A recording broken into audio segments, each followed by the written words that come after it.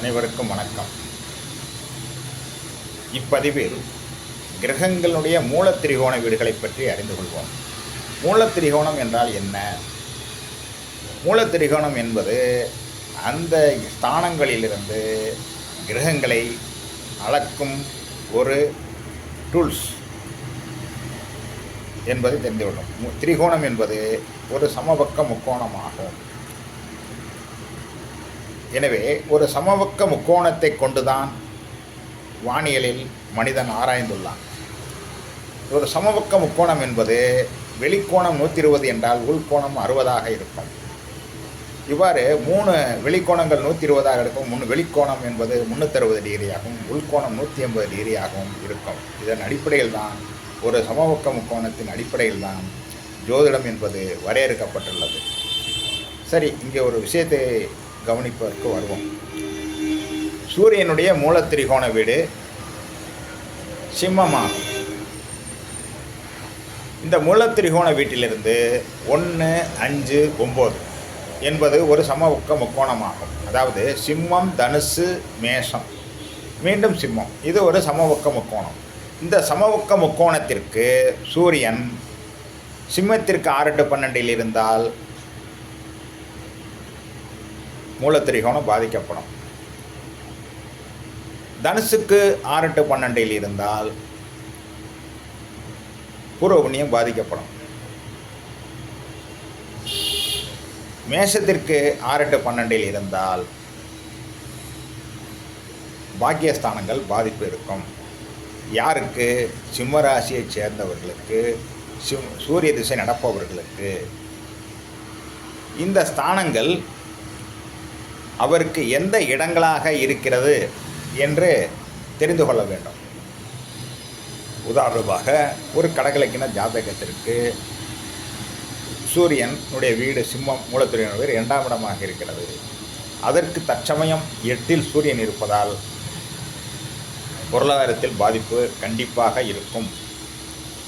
என்ன தசை நடந்தாலும் சரி, இது கண்டிப்பாக இருக்கும். அதுபோல் சந்திரனுடைய மூலத்திரிகோண வீடு ரிஷபமாகும். இந்த ரிஷபத்திற்கு 1, 5, 9 என்பது கன்னி, மகரமாகும். மீண்டும் ரிஷபமாகும். ரிஷபத்திற்கு சந்திரன் 6, 8, 12 இருக்கக்கூடாது. அதுபோல்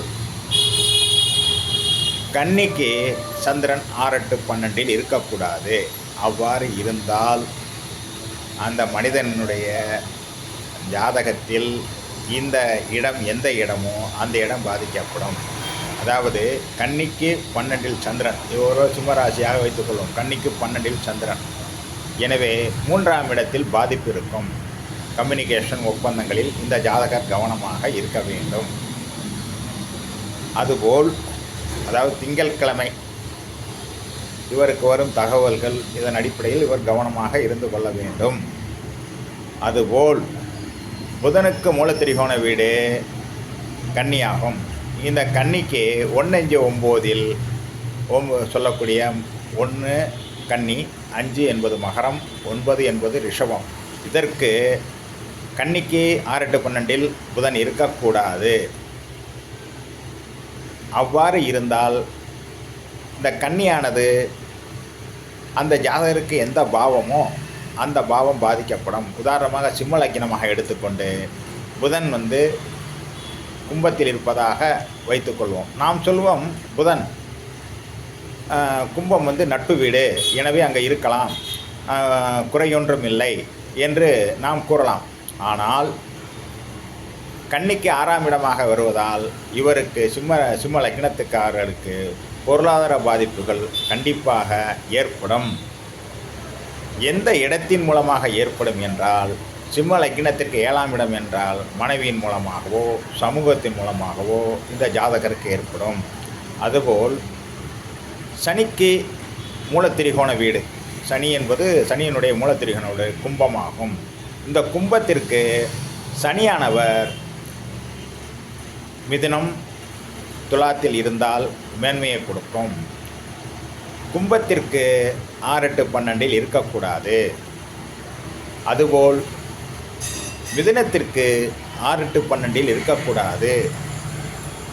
அதுபோல் துலாத்திற்கு 6 to 12 இருக்கக்கூடாது. அவ்வாறு இருந்தால் இந்த ஜாதகருக்கு லக்னத்திற்கு எந்த பாவமோ அந்த பாவம் பாதிக்கப்படும். மேலும் இது போன்ற விரிவான காணொளிகளுக்கான என்னுடைய யூடியூப்பை சப்ஸ்கிரைப் பண்ணுங்கள், லைக் செய்யுங்க. தொடர்ந்து இது போன்ற விரிவான காணொளிகள் வந்து கொண்டே இருக்கும். இதைவிட மேலும் தெளிவாக என்றால் தாங்கள் நேரில் சந்திக்கலாம். நன்றி, வணக்கம்.